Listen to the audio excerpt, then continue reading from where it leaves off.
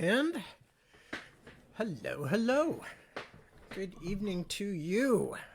I'm Tad. I'm here to read and do things and stuff. I think I put that in if I remember correctly, I put that in the heading of these new broadcasts. So, reading and stuff. So, I will definitely be doing reading. Right now, I'm doing stuff.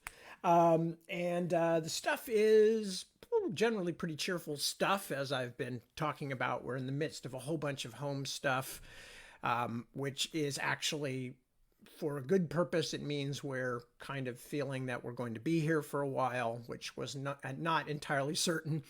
But we feel now that we probably are, and we love our house and we love our property. So that's all a good thing. And as a result, we are putting in a lot of work to get it ready for an appraisal. And that means that we have the constant hum, moan, whiz, bang, and whine of electric tools, power tools of various kinds, but especially sanders, because we're sanding our deck. Anybody who wants to can go look at the picture that Deb put up on her I can't remember if it's her Facebook page, no, her Twitter page, and see part of the sanded deck with small dog Walter sitting on it. Will give you an idea of some of the things that have been going on, but the noise has been absolutely constant. And I'm pretty good at ignoring things like that, but even I'm beginning at times to have problems with it and having to put my earbuds in and crank up some kind of something that will mask the noise. But as I've said in the past, I don't tend to listen to music most of the time, and I certainly don't listen to things with lyrics in them while I'm working. So I also have a variety of what would we call them? Nature sound things, like rain and ocean, stuff like that, to just block out background noises, because sometimes just a constant, fairly unchanging noise of some kind is better than actual music, but I use both. Anyway, see, there's some stuff. That was stuff right there. See, Tad, reading and stuff. Okay, so that was definitely some stuff. Also tomorrow, much to my joy, we're supposed to be getting somebody in to begin work on the fence, so that poor big dog Johnny can once more return to running around outside freely, wrecking havoc and casting terror on the local critters. Which is, by the way, one of the reasons, I don't know if I ever mentioned this, but Johnny has a large bell around his neck. And the reason is because he would have killed everything in the neighborhood by now, or everything within our fences on our property, if it weren't for the bell, because he's basically a hunting dog, and that's what he does. All he has to do is see something move in the grass, and he's just, that's his expression, like that, and he points. He's part pointer of some kind, German short hair. And so he's a muddle of different things. He looks like he's part lab, and he is, but he's also part mastiff, Anyway, doesn't matter. So I am devoutly waiting for Johnny's fence to be rebuilt, because I tried it several times myself and could not get it to the point where it would keep him in, and it's been a continual source of angst to me. So I'm very, very pleased that we're finally going to get that dealt with, because of course we've been walking Johnny and the small dog out many times a day, and through the roar and clamor of the power tools and all this kind of stuff. And Johnny's a nervous dog anyway, so having to walk past loud power sanders and things like that, it's been stressful for the dogs. And of course, having to keep monitoring the dogs to see if they need to go out has been a little bit stressful for me. That said, and everybody else, but I'm more of the dog, not the dog whisperer, but I'm definitely the dog worrier. That said, somehow I have managed to get quite a bit of work done this week, and I am now getting to those places where I knew certain critical things were going to be happening near the end of the story, and certain things have to slot together. Certain things, that I had planned for a while are being brought into play, and it's very exciting. It's very rewarding at this point in the story, because I am finally doing the things that I had been planning to do, some of them since 2014, and as anybody knows who's taken on a very large long-term project like building a house or raising children, although one doesn't raise children with quite the same goals, I don't think, not with the same certainty of goals. I mean, anybody who says, well, my wife just gave birth to a doctor is kind of a jerk. But anyway, but you know what I mean? Long-term things where it takes you a while to complete them, as you finally get to the end of them, and some of those things start falling into place. Again, like building a house. My wife and I, Deborah and I, we watch architecture programs sometimes. It's one of the many things we like to watch together, like Grand Designs. And it's really interesting to see these projects go from speculation to finished, to actual confirmation and closure.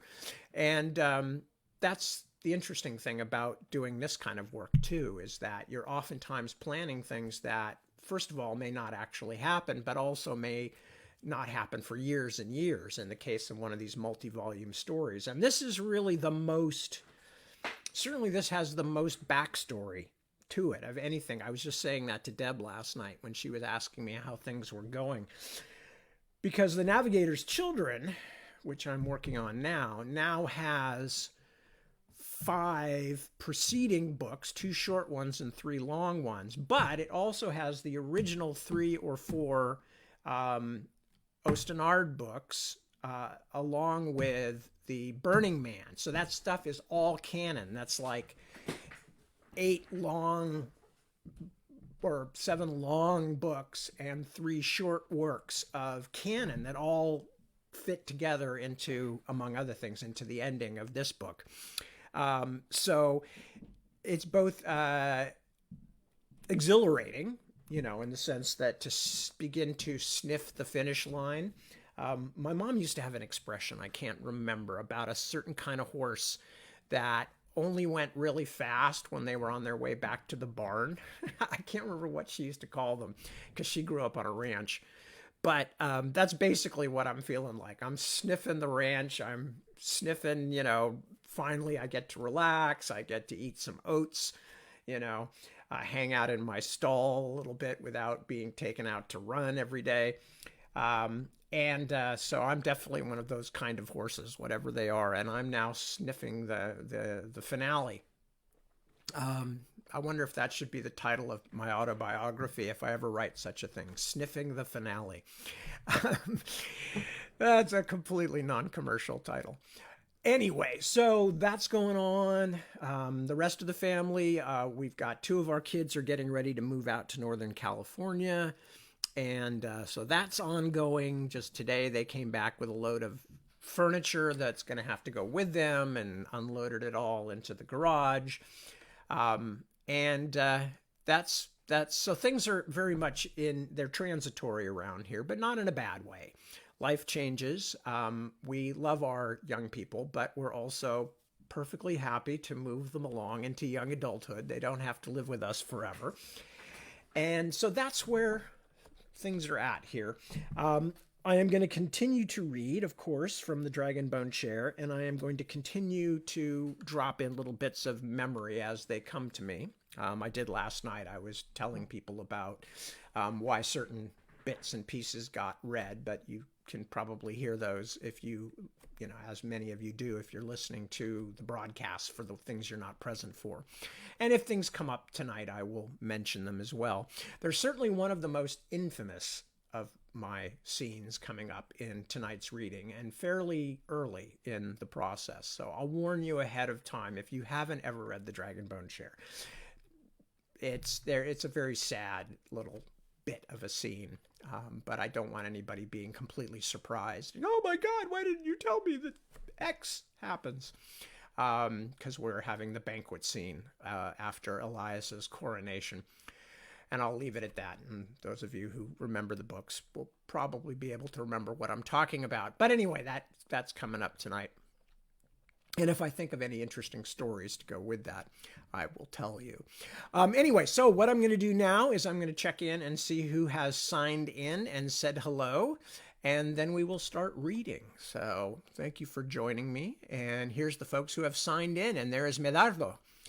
And I am glad to see Medardo. I haven't seen you for a couple of weeks, at least not on the broadcast. So it's a pleasure to see you again. Claudia, good evening to you. Nice to have you with us. Dale. Hello, Dale.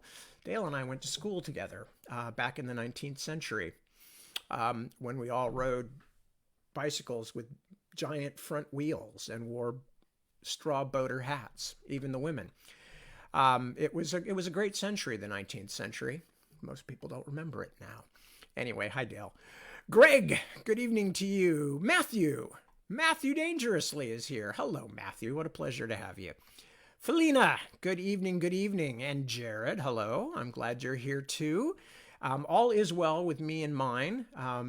As I said, we're moving out some of the youngsters, and then by next year, we're going to have moved out the rest of them, and then it'll just be Deb and whatever quantity of useless animals that we hang on to.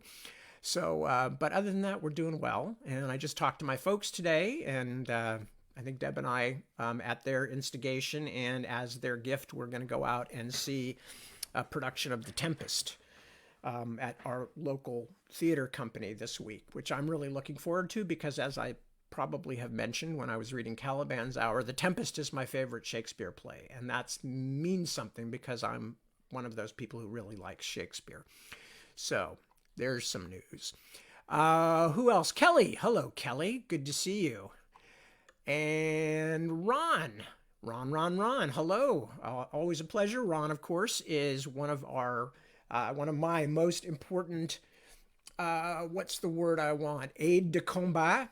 One of my key helpers in the war against these long books of mine and my endless proclivity for inventing details that I then never remember afterwards.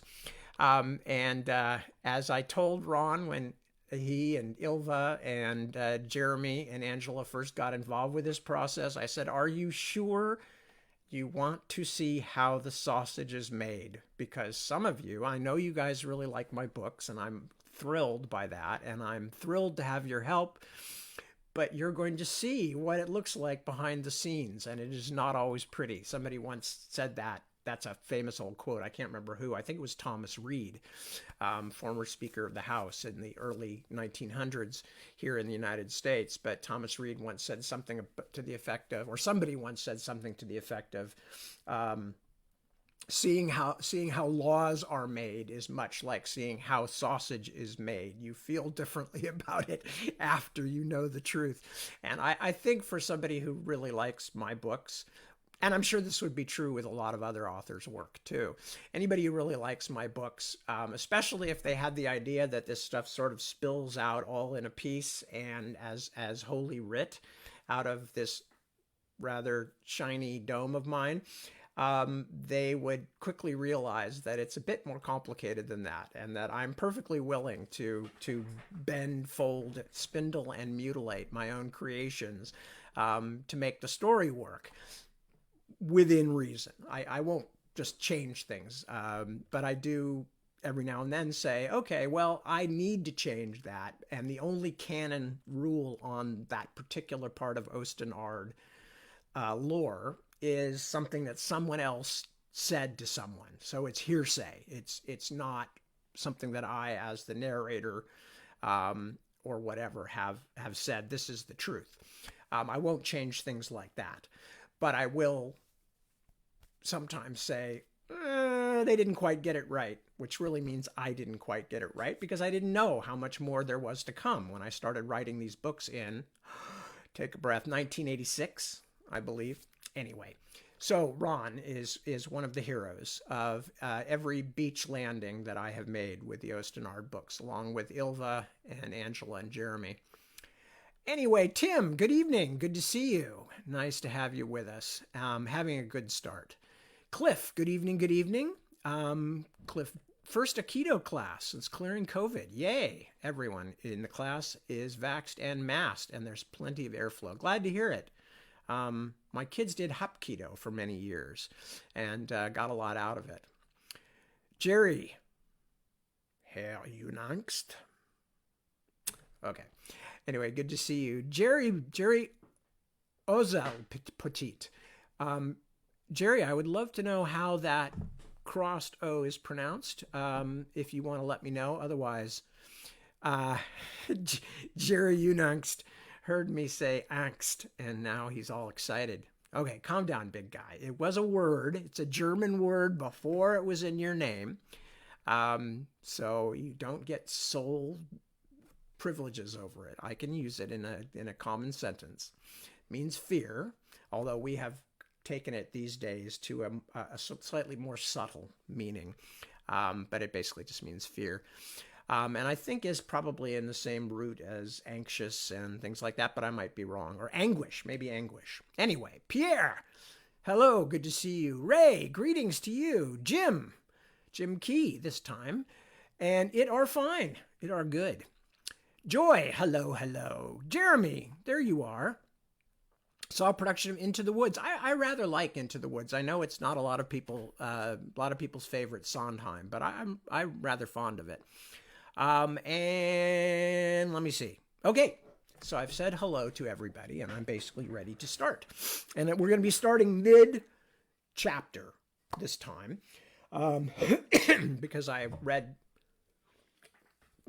finished up the preceding chapter, which I believe was chapter 5, and meandered into chapter 6, since we had quite a bit of time left. At least that's how I recall it. Interestingly, here is something I didn't mention, which is, as I recall, Cairn on the Cliffs. Is this one of the editions that has the titles of the chapters? Some of the early books, the hardcovers, actually had titles by chapters. No, doesn't look like it. The only reason I'm mentioning this is because there were some weird little things. Back when I was first writing these books, I had more time and I had more of a interest in playing little games. And one of the little games I played were chapter games. And so there are certain things in these books, like, for instance, I think chapter 24 in all three, because remember these were originally 3 volumes. One was very long and got split into 2 paperbacks, but To Green Angel Tower was 1 volume. So I think, for instance, all 3 novels originally had something in common in chapter 24 titles. So I'd have to go look those up to find out. But there is something that I did to kind of make a little weird consistency there to see if anybody would notice. But of course, if people did notice, I don't even remember now anyway. And I think there's something with chapter 6s as well, some slightly different thing that happened with chapter 6s, but I can't remember. So I'll have a look at that at some point and see if I can find it for you. It's a dim memory, because we are talking back like Ronald Reagan was still the president at that point.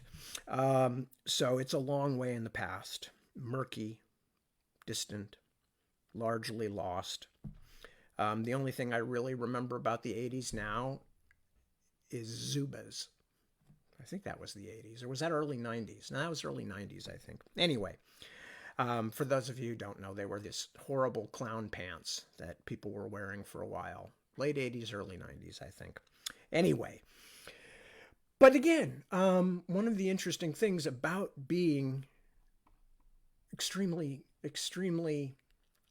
vintage, like myself, is that at a certain point, it all just starts to fade away. I was telling Deb about this, especially when you have a lot of other things to think about. And in my case, I'm constantly living with a giant catalog of fiction and fictional worlds that I have to keep up on because I'm doing something with them, especially at the moment, Austin Art, of course. But, as you get on in life, there's like, I cannot dislodge some of the like 1967 baseball trivia that is still stuck in my head. But lots of other things that have happened much more recently than now and should be just as memorable have just slid right out of the way. Anyway, so what happened in chapter 6? So in chapter 6, at the very beginning of it, Simon came into Morgana's chambers to ask him something and discovered him talking to Prince Josua. And Prince Josua was lamenting the fact that his father, his very, very old father, King John, was suffering. And was there something Morgana's could do? And Morgana's was saying, basically, I can't interfere in any way, shape, or form here. You know, this is the succession. And Josua was upset. He was saying, Elias is going to be the king, no matter what. I just want you to do something for my father's pain. And at that very point, one of Josua's most important liegemen, I guess, came in and informed him that his father had died. So then we had a long segment on the funeral and the funeral rites. The only thing significant about that is that instead of Elias keeping John's sword or putting it in John's burial himself, Josua did instead. And Isgrimner, who we really met for the first time, Duke Isgrimner of Rimmersgard, was very puzzled by that. One of John's friends, and he was very puzzled by that. So anyway, now we've returned to the night of the funeral. The funeral feast that night in the castle's great hall was not a solemn gathering, but rather a brave and merry occasion. John was dead, of course, but his life had been long, far beyond that of most men, and he had left behind a kingdom wealthy and at peace, and a strong son to rule. The fireplaces were banked high. The leaping flames threw strange, capering shadows on the walls as sweating servants hurried in and out. The feasters waved their arms and shouted toasts to the old king gone, and the new one to be crowned in the morning. The castle hounds, large and small, barked and scrabbled over discarded scraps and rooted in the straw that covered the floor. Simon, pressed into service bearing one of the heavy wine ewers from table to table, shouted at and splashed by roaring merrymakers, felt as though he served wine in some noisy hell from Father Drausen's sermons. The bones scattered across the tables and crunching underfoot could be the remains of sinners, tormented and then cast aside by these laughing demons. Not yet crowned, Elias already had the look of a warrior king. He sat at the main table, surrounded by the young lords in his favor, Guthwulf of Pt.8, Fengbald, the Earl of Falshire, Breugar of the Westfold, and others, each wearing some bit of Elias's green on the morning black, each vying to make the loudest toast, the sharpest jest. The king-to-be presided over all their striving, rewarding the favorites with his loud laughter. From time to time he leaned over to say something to Scally of Kaldskreik, Isgrimner's kinsman, who sat at Elias's table by special invitation. Although he was a large man, hawk-faced and blonde-bearded, Scally seemed a little overwhelmed at the crown prince's side, especially when Duke Isgrimner had received no similar honor. Something Elias now said, though, struck home. Simon saw the Rimmersman smile, then break out into a great guffaw and clang his metal goblet against the prince's. Elias, grinning wolfishly, turned and said something to Fengbald. He, too, joined the merriment. By comparison, the table at which Isgrimner sat, with Prince Josua and several others, was much more subdued, seeming to match in mood the prince's grey raiment. Although the other nobles were doing their best to make conversation, Simon could see as he passed by that the two chief figures were having none of it. Josua stared into space, as though fascinated by the tapestries that lined the walls. Duke Isgrimner was just as unresponsive to the table talk, But his reasons were no mystery. Even Simon could see the way the old Duke glowered at Scally Sharpnose, how his huge gnarled hands plucked distractedly at the fringe of his bearskin tunic. Elias's slight to one of John's most faithful knights was not going unnoticed at other tables. Some of the younger nobles, although courteous enough not to make a show of it, seemed to find the Duke's discomfiture amusing. They whispered behind their hands, eyebrows raised to signal the magnitude of the scandal. As Simon swayed in place, amazed by the din and the smoke and his own confused observations, a voice rang out from a back table, cursing him and calling for more wine, stirring him into scurrying life once more. Later in the evening, when Simon finally found a chance to snatch a moment's rest in an alcove beneath one of the giant tapestries, he noticed that a new guest was seated at the head table, wedged in between Elias and Guthwolf on a tall stool. The newcomer was robed in most unfunereal scarlet, with black and gold piping wound about the hem of his voluminous sleeves. As he leaned forward to whisper in Elias's ear, Simon watched him with helpless fascination. The man was completely hairless, without even eyebrows or lashes, but his features were those of a youngish man. His skin, tight stretched on his skull, was notably pale even in the flaring orange rushlight. His eyes were deep sunken and so dark that they seemed only shiny black spots below his naked brows. Simon knew those eyes. They had glared out at him from the hooded cloak of the cart driver who had nearly run him down at Nerla Gate. He shuddered and stared. There was something sickening but enthralling about the man, like a swaying serpent. "He's a nasty-looking one, isn't he?" said a voice at his elbow. Simon jumped. A young man, dark-haired and smiling, stood in the alcove behind him, an ashwood lute cradled against his pigeon-gray tunic. I'm sorry," Simon stuttered. You took me by surprise. "I didn't mean to," the other laughed. "I was just coming to see if you could give me a bit of help." He pulled his other hand from behind his back and showed Simon an empty wine cup. Oh," said Simon, "I'm so sorry. I was resting, master. I'm very sorry." "Peace, friend, peace. I did not come to cause trouble for you, but if you do not stop apologizing, then I will be upset. What's your name?" "Simon, sir." He hastily upended the ewer and filled the young man's flagon. The stranger set his cup down in a niche, readjusted his grip on the lute, and reached into his tunic to produce another cup. He proffered it with a bow. "Here," he said. "I was going to steal this, Master Simon, but instead I think we shall drink each other's health and the old king's memory. And please don't call me sir, for that I am not."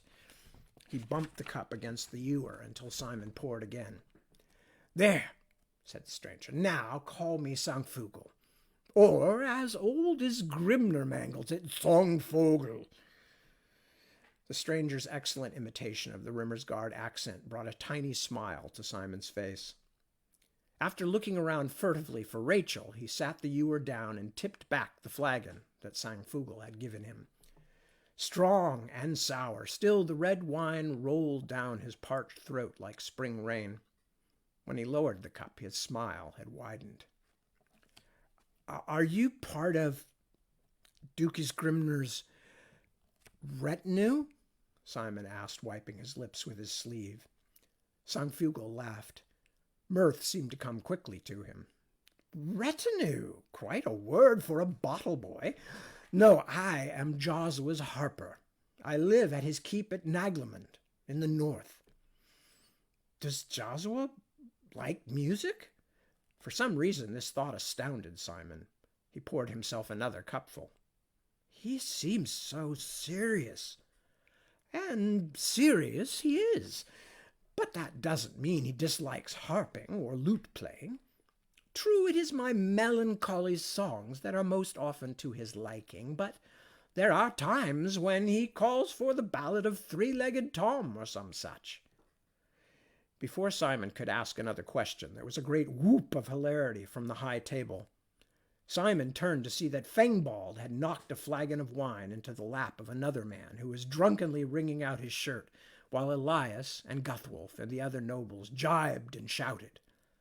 Only the bald stranger in the scarlet robe was aloof, with cold eyes and a tight, tooth-bearing smile.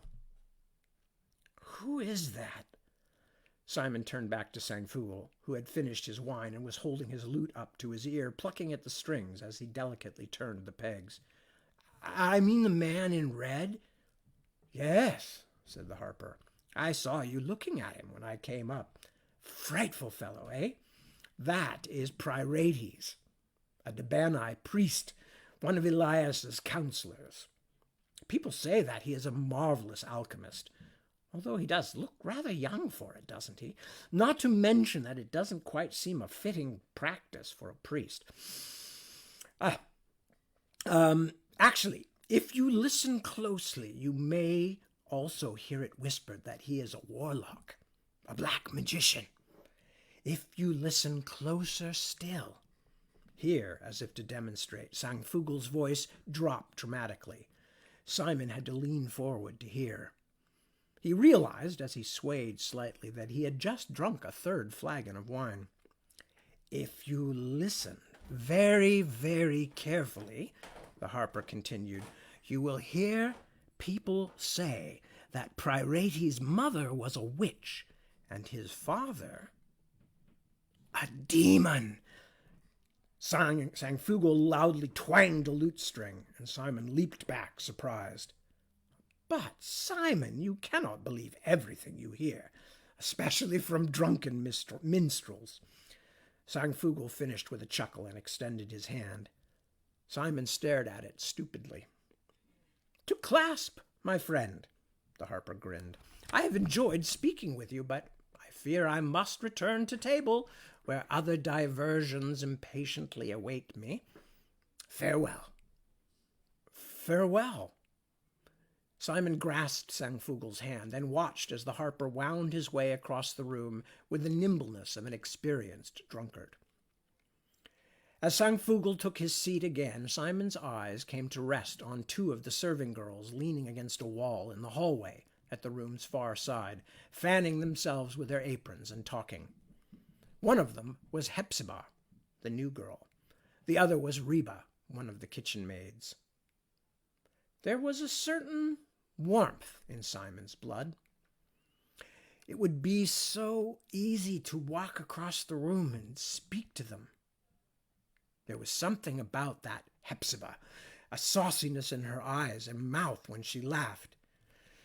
Feeling more than a little lightheaded, Simon stepped out into the room, the roar of voices rising around him like a flood. A moment, he thought, feeling suddenly flushed and frightened. How can I just walk up and speak? Won't they know I've been watching them? Wouldn't they? Hi there, you lazy clodpole. Bring us some more of that wine. Simon turned to see red-faced Earl Fangbald waving a goblet at him from the king's table. In the hallway, the serving girls were sauntering away. Simon ran back to the alcove to get his ewer and fetched it out from a tangle of dogs fighting over a chop. One pup, young and scrawny, with a splotch of white on its brown face, whined piteously at the fringe of the mob, unable to compete with the larger dogs. Simon found a scrap of greasy skin on a deserted chair and tossed it to the little dog. It wagged its stub of a tail as it bolted the treat, then followed at Simon's heels as he carried the ewer across the room. Fangbald and Guthwolf, the long-jawed Earl of Pt.8, were involved in some kind of wrist-wrestling contest, their daggers drawn and plunged into the tabletop on either side of the combatants' arms. Simon stepped around the table as nimbly as he could, pouring wine from the heavy ewer into the cups of the shouting spectators and trying not to trip over the dog, which was darting in and out between his feet. The king was watching the contest with amusement, but He had his own page at his shoulder, so Simon left his goblet alone. He poured Pryrates' wine last, avoiding the priest's glance, but could not help noticing the strange scent of the man, an inexplicable amalgam of metal and oversweet spices. Backing away, he saw the little dog rooting in the straw near Pryrates' shiny black boots, on the track of some fallen treasure. "Come!" Simon hissed, backing farther away and slapping his knee, but the dog paid no heed. It began to dig with both paws, its back bumping against the priest's red-robed calf. "Come along!" Simon whispered again. Pryrates turned his head to look down, shiny skull pivoting slowly on his long neck. He lifted his foot and brought his heavy boot down on the dog's back. A swift, compact movement finished in a heartbeat. There was a crack of splintered bone and a muffled squeal. The little dog writhed helplessly in the straw until Pryrates lifted his heel again and crushed its skull. The priest stared for a disinterested moment at the body, then lifted his gaze, his eyes alighting on Simon's horrified face.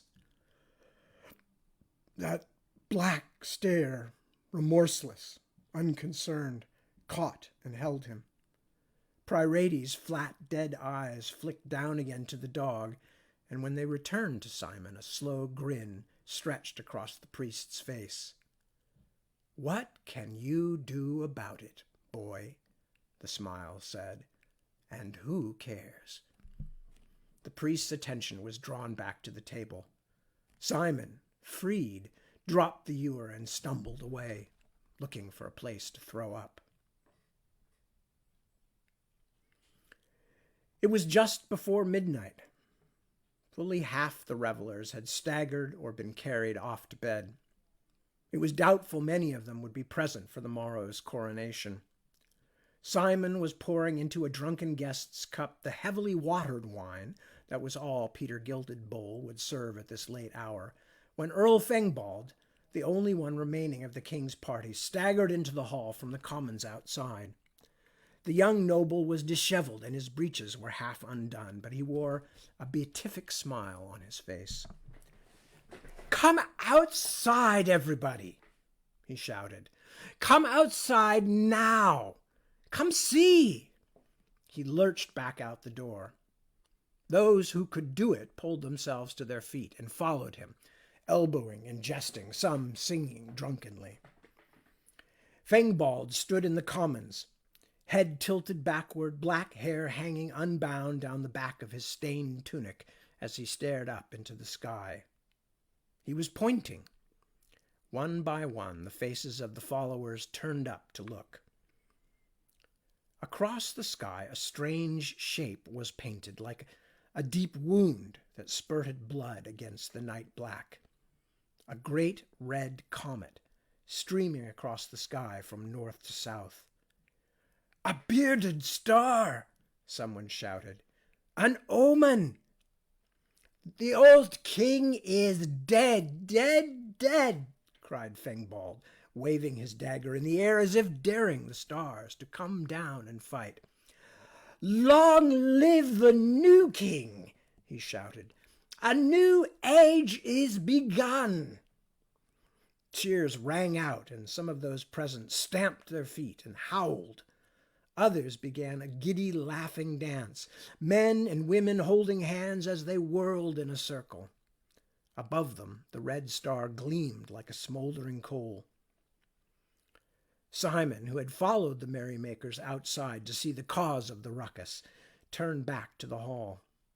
The shouts of the dancers floated up behind him. He was surprised to see Dr. Morgane standing in the shadows of the bailey wall. The old man, wrapped in a heavy robe against the chill air, did not notice his apprentice. He, too, was staring up at the bearded star, the scarlet slash across the vault of heaven. But unlike the others, there was no drunkenness or glee upon his face. He looked fearful and cold and small. He looked, Simon thought, like a man alone in the wilderness listening to the hungry song of wolves.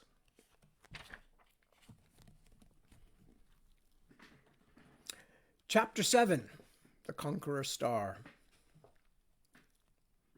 The spring and summer of Elias's first regnal year were magical, sun-bright with pomp and display.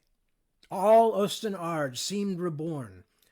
The young nobility came back to fill the Hayholt's long, quiet halls, and so marked was the difference that they might have brought color and daylight with them to what had been a dark place. As in John's young days, the castle was full of laughter and drinking and the swagger of shining battle blades and armor. At night, music was heard in the hedged gardens once more, and the splendid ladies of the court flitted to, or fled from, assignations in the warm darkness like graceful flowing ghosts. The tourney fields sprang back to life, sprouting multicolored tents like a bank of flowers. To the common people it seemed as though every day was a holiday, and that the merrymaking would have no end. King Elias and his friends made furious sport in the manner of children who must soon be put to bed and know it. All of Erkenland seemed to roister and tumble like a summer drunken dog. Some of the villagers muttered darkly.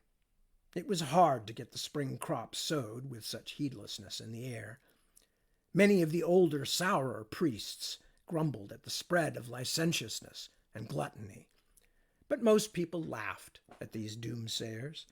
Elias's monarchy was but newly coined, and Erkenland, all of Osten-Ard, it seemed, had come out of a long winter of age, and into a season of headlong youth.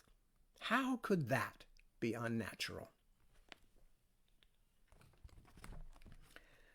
Simon felt his fingers cramping as he laboriously traced the letters onto the gray parchment. Morgenes was at the window holding a long fluted piece of glass pipe up to the sunlight as he examined it for dirt.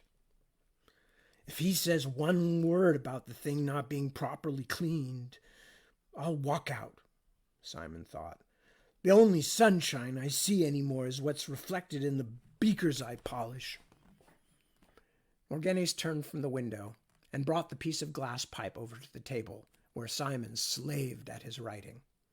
As the old man approached, Simon prepared himself for the scolding, feeling a swelling of resentment that seemed to lodge between his shoulder blades. "A lovely job, Simon," Morgenes said as he laid the pipette down beside the parchment. "You take much better care of things around here than I ever could by myself." The doctor gave him a pat on the arm and leaned over. "How are you coming there?" "Terribly," Simon heard himself say. Even though the resentful knot was still there, he was disgusted by the petty tone of his own voice. "I mean, I'll never be good at this. I can't make the letters cleanly without the ink blobbing up. And I can't read any of what I'm writing anyway." He felt a little better for having said it, but he still felt stupid. "You're worrying about nothing, Simon," the doctor said, and straightened up. He seemed distracted. As he spoke, his eyes darted about the room. "First of all, everybody's writing blobs up at first. Some folks spend their whole lives blobbing up. That doesn't mean they have nothing important to say. Secondly, of course you can't read the things you're writing. The book is written in Nabani. You can't read Nabani." "But why should I copy words that I don't understand?" Simon growled. "That's foolish." Morgenes turned sharp eyes back to Simon. "Since I told you to do it, I suppose I'm foolish too?" No, I didn't mean that. It's just that..." "Don't bother to explain." The doctor pulled up a stool and sat by Simon's side. His long, bent fingers scrabbled aimlessly at the rubbish of the tabletop. "I want you to copy these words because it's easier to concentrate on the form and shape of your letters if you're not distracted by the subject matter." Simon felt only partially satisfied. Can't you tell me what book it is anyway? I keep looking at the pictures, but I still can't figure it out. He flipped the page back to an illustration that he had stared at many times in the past 3 days, a grotesque woodcut of an antlered man with huge staring eyes and black hands.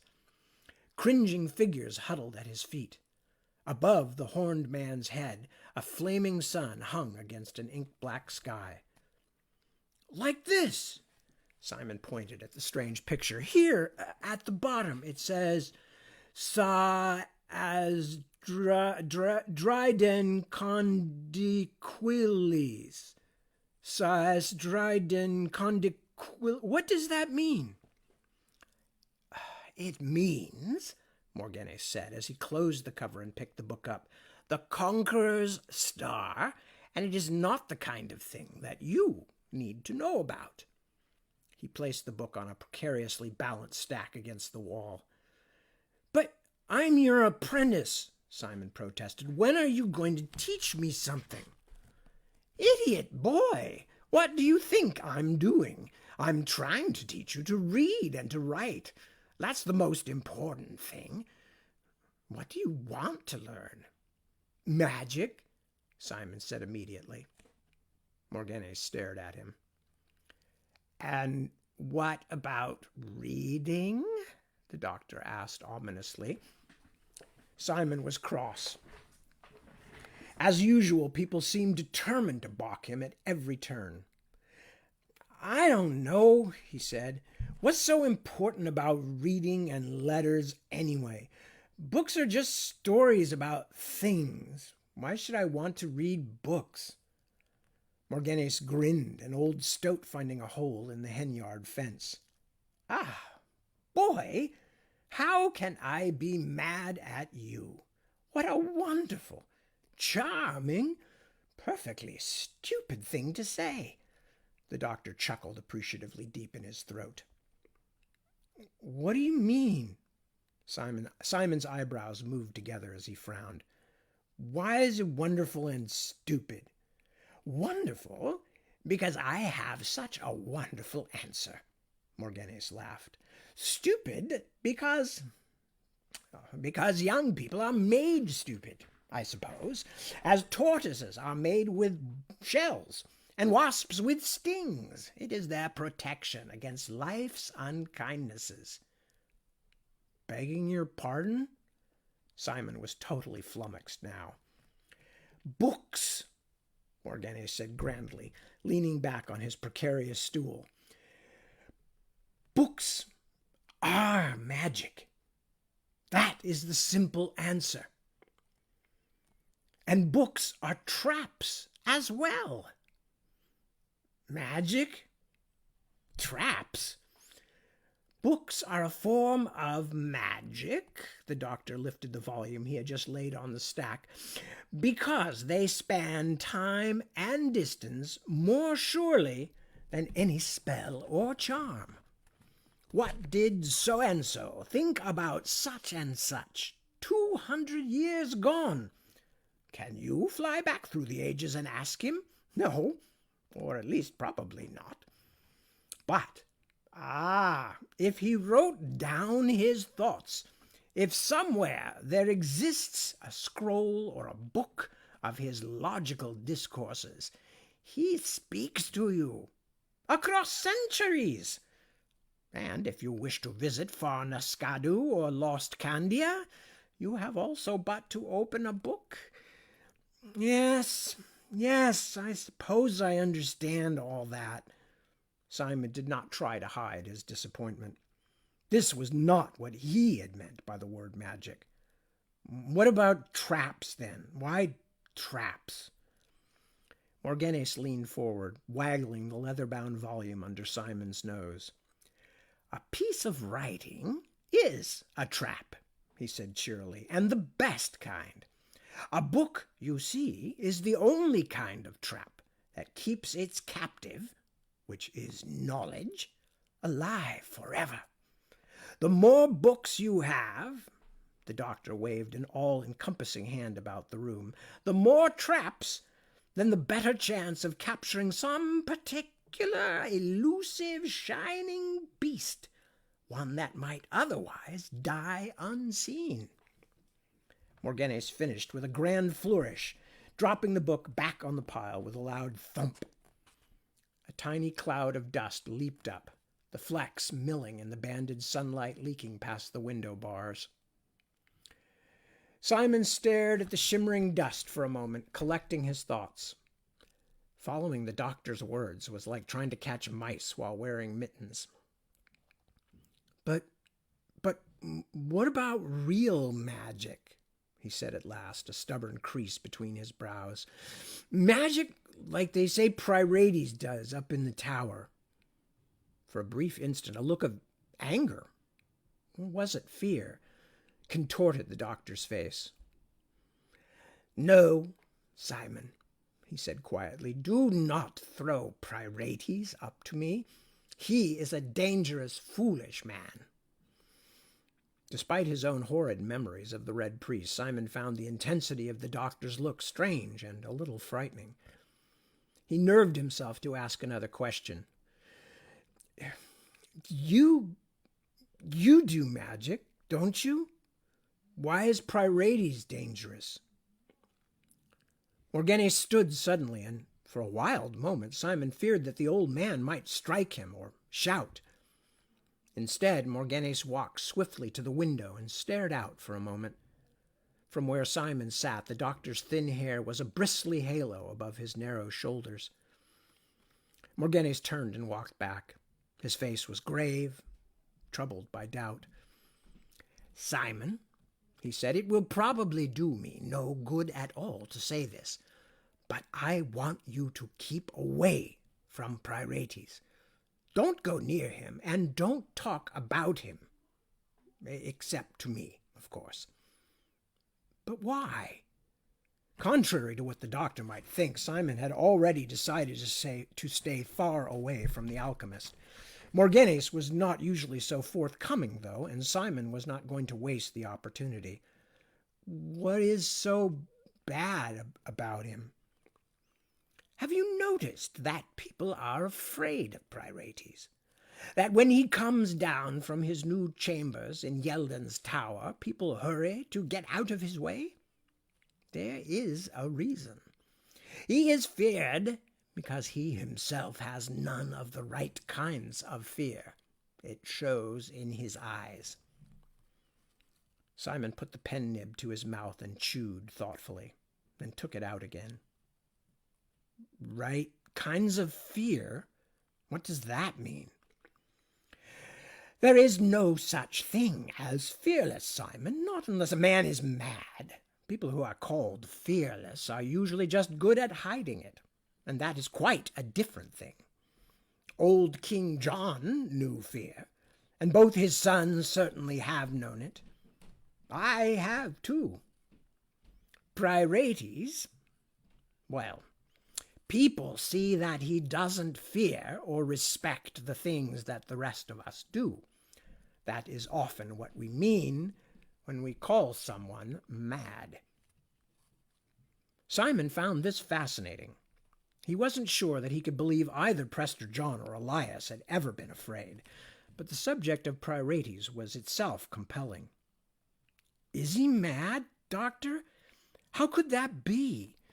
He is a priest and one of the king's counselors. But Simon remembered the eyes and toothy smile and knew Morganes was right. Let me put it another way. Morganes twined a curl of snowy beard around his finger. I spoke to you of traps, of searching for knowledge as though hunting an elusive creature. Well, where I and other knowledge-seekers go out to our traps to see what bright beast we may have been lucky enough to capture. Pt.8 throws open his door at night and waits to see what comes in. Morganes took the quill pen away from Simon, then lifted the sleeve of his robe and dabbed away some of the ink that had smeared on Simon's cheek. The problem with Pt.8's approach, he continued, is that if you do not like the beast that comes to call, it is hard, very, very hard, to get the door closed again. I don't know if you can tell with me leaning in and leaning out, but this thing has just like lost the focus for some reason. I think I may need a better camera. Anyway, I'm not going to worry about it. I've only got a few minutes left, so I'm going to start the next section. Ha! His Grimner growled. A touch, man, a touch. Admit it. The barest whisper across my vest, Joshua said, raising an eyebrow in feigned surprise. I'm sorry to see that infirmity has driven you to such desperate devices. In mid-sentence, without altering tone, he lunged forward. His Grimner caught the wooden blade on his own hilt with a clack and skewed the thrust aside. Infirmity, the older man hissed through bared teeth. I'll give you an infirmity that will send you crying back to your wet nurse. Still swift for all his years and bulk, the Duke of Elvertsala pressed forward, his two-handed grip enabling him to keep good control as he swung the wooden sword in wide arcs. Joshua leaped backward, parrying, thin hair hanging in sweat-dampened points across his forehead. At last he saw an opening. As his Grimner brought the practice sword around in another whistling sweep, the prince ducked down, using his own blade to help angle the Duke's cut past his head, then hooked a foot behind his Grimner's heel and pulled.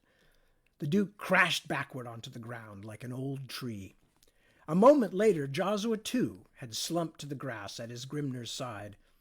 With his single hand, he nimbly unlaced his thick, padded vest and rolled onto his back.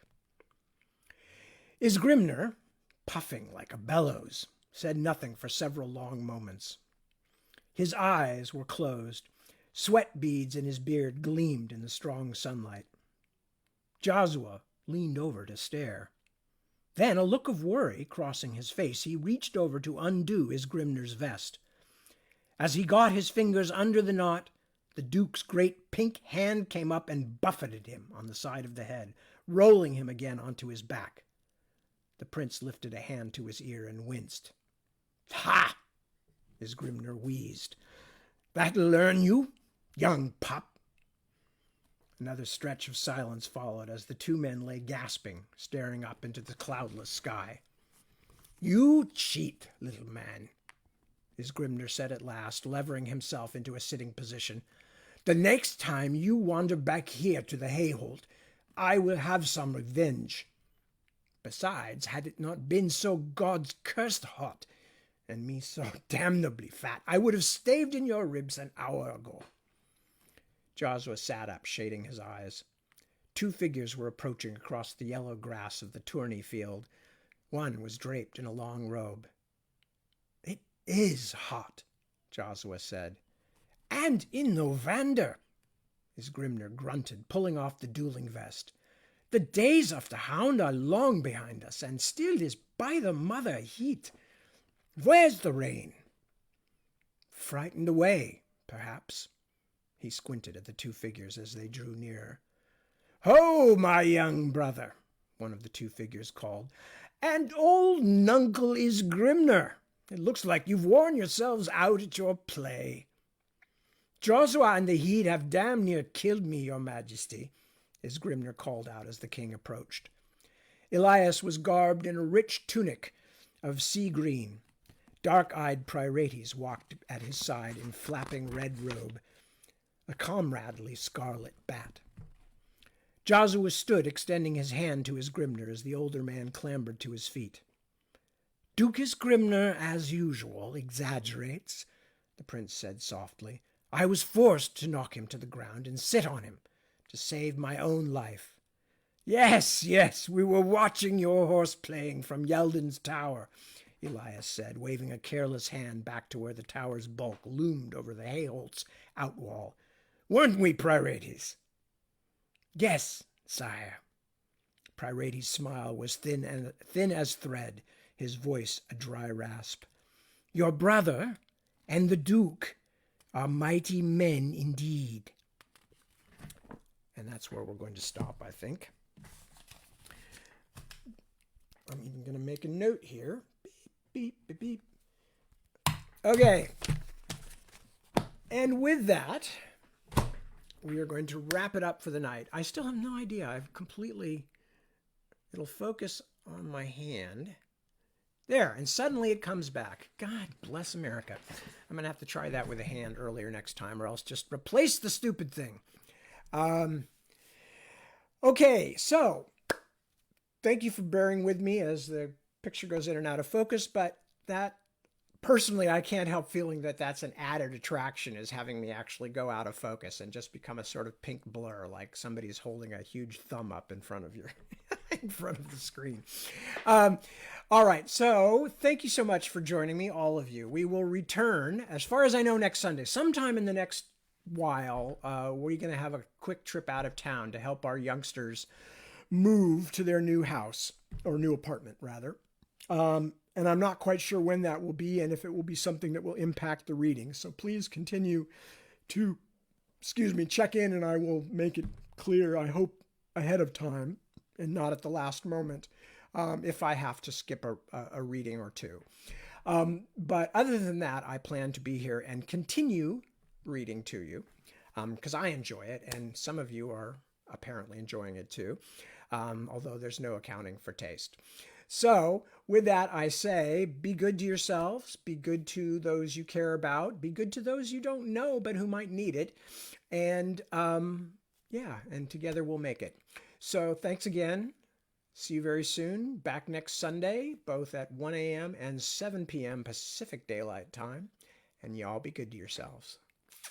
Peace.